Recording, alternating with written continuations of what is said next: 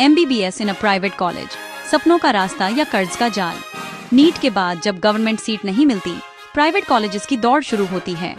लेकिन क्या सिर्फ ट्यूशन फीस देकर डॉक्टर बना जा सकता है? असल में हिडन कॉस्ट का पहाड़ आपका इंतजार कर रहा है, जिनके बारे में एडमिशन के वक्त शायद ही कोई बताए। इस वीडियो का मकसद आपको डराना नहीं, बल्कि तैयार करना है, ताकि आप इन्फॉर्म्ड डिसीजन ले सकें। चलिए शुरू करते हैं। सबसे बड़ा खर्चा ट्यूशन फीस। गवर्नमेंट कॉलेजेस में जहां फीस कुछ हजार से 1 लाख तक है, वहीं प्राइवेट कॉलेजेस में ये 12 से 25 लाख रुपए सालाना तक जाती है। यानी 4.5 साल में सिर्फ ट्यूशन फीस ही 60 लाख से 1 करोड़ रुपए तक हो सकती है। लेकिन ये तो सिर्फ शुरुआत है। असली खर्चे तो पानी के नीचे छुपे हैं, जिनका अंदाजा एडमिशन के वक्त नहीं होता। इसलिए कॉलेज चुनते वक्त सिर्फ नाम नहीं, फीस का पूरा ब्रेकडाउन और उसमें क्या क्या शामिल है, ये जरूर समझिए। ट्यूशन के बाद सबसे बड़ा खर्चा हॉस्टल और मेस। प्राइवेट कॉलेजेस में ये 1.5 से 3 लाख रुपए सालाना या उससे भी ज्यादा हो सकता है। AC room, single occupancy, laundry, electricity, सब एक्स्ट्रा चार्जेस। मेस का खाना पसंद न आए तो बाहर का खर्चा अलग। कई कॉलेजेस में फर्स्ट ईयर में बाहर रहना अलाउड नहीं, और बाहर रहना भी सस्ता नहीं पड़ता। हॉस्टल की सुविधा की कीमत चुकानी ही पड़ती है, और ये खर्चा हर साल बढ़ सकता है। सोच समझकर फैसला लें कि कहाँ और कैसे रहना है। एग्जामिनेशन और लैब फीस। ये खर्चे ब्रोचर में छोटे अक्षरों में छुपे होते हैं। हर साल university exams, internal exams, lab maintenance, सबके लिए अलग फीस। ये मिलकर सालाना 50,000 से 1 लाख रुपए तक पहुंच सकते हैं। अक्सर इनका क्लियर ब्रेकडाउन नहीं मिलता, और ये मैंडेटरी होते हैं। एडमिशन के वक्त एडमिनिस्ट्रेशन से पूछना न भूलें। अदर फीस में क्या क्या शामिल है? किताबें, stethoscope, dissection kit, lab coat. MBBS के एसेंशियल टूल्स सस्ते नहीं आते।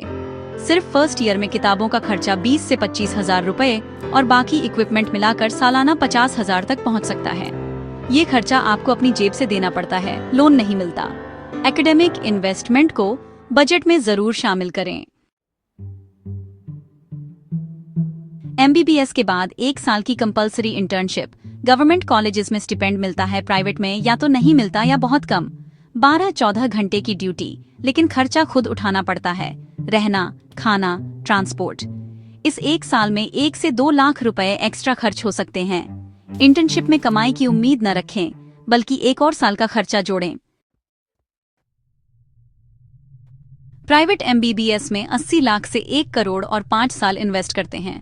ये पैसा और समय कहीं और लगाते तो रिटर्न्स अलग होते। MBBS के बाद स्टार्टिंग सैलरी 50-70 हजार रुपए महीना, लेकिन लोन की EMI एक बड़ा हिस्सा ले जाती है। फाइनेंशियल स्टेबिलिटी पाने में कई साल लग सकते हैं।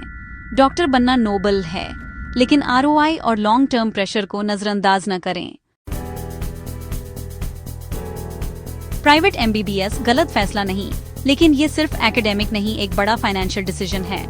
गवर्नमेंट कॉलेज की सीट के लिए पूरी कोशिश करें। अगर नहीं हो पाए तो फॉरेन MBBS ऑप्शंस भी रिसर्च करें। प्राइवेट कॉलेज चुनें तो total fees, hidden costs, internship policy और पेशेंट लोड की पूरी जानकारी लें। परिवार के साथ फाइनेंशियल प्लान बनाएं, लोन टर्म्स ध्यान से पढ़ें। वेल इन्फॉर्म्ड डिसीजन ही सही करियर की नींव है। फाइनेंशियल फिटनेस भी उतनी ही जरूरी है। प्राइवेट MBBS के हिडन कॉस्ट्स जानना जरूरी है। सही जानकारी और प्लानिंग से ही सपना पूरा हो सकता है।